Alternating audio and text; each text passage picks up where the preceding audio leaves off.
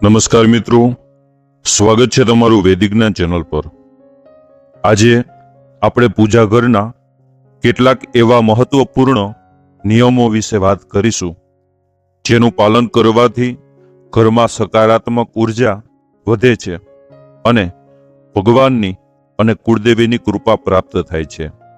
મિત્રો, આ વિડિયો શરૂ કરીએ એ પહેલા કમેન્ટ બોક્સમાં એક વખત તમારા કુળદેવી માતાનું નામ કમેન્ટ જરૂર કરો અને આ વિડીયોને લાઈક જરૂર કરશો। સૌથી પહેલો નિયમ છે, પૂજા ઘરમાં ક્યારેય તૂટેલી કે ખંડિત મૂર્તિઓ ન રાખવી જોઈએ। શાસ્ત્રોમાં માનવામાં આવે છે કે આવી મૂર્તિઓની નિયમિત પૂજા કરવી યોગ્ય નથી।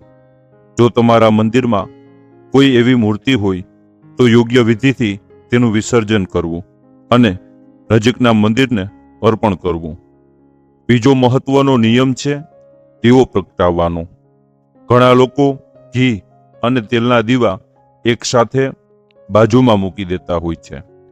ધાર્મિક માન્યતા મુજબ બંને દીવાઓ વચ્ચે થોડું અંતર રાખવું, કારણ કે બંને દીવાઓને એકસાથે રાખવા યોગ્ય નથી। બંને વચ્ચે યોગ્ય અંતર રાખવું શુભ માનવામાં આવે છે। શક્ય હોય તો ઘીનો દીવો ભગવાનની જમણી બાજુ અને તેલનો દીવો ડાબી બાજુ રાખી શકાય। દીવો પ્રગટાવતી વખતે દિશાનું પણ ખાસ ધ્યાન રાખો। પૂર્વ અથવા ઉત્તર દિશામાં દીવો પ્રગટાવવો શુભ માનવામાં આવે છે। સાથે જ દીવામાં સ્વચ્છ રૂની વાટનો ઉપયોગ કરો અને દીવો સંપૂર્ણ શ્રદ્ધા અને એકાગ્રતા સાથે પ્રગટાવો। પૂજા ઘરને હંમેશા સ્વચ્છ રાખવું જોઈએ। સુકાઈ ગયેલા ફૂલ, બગડેલો પ્રસાદ અથવા બિનજરૂરી વસ્તુઓ મંદિરમાં લાંબા સમય સુધી ન રાખવી।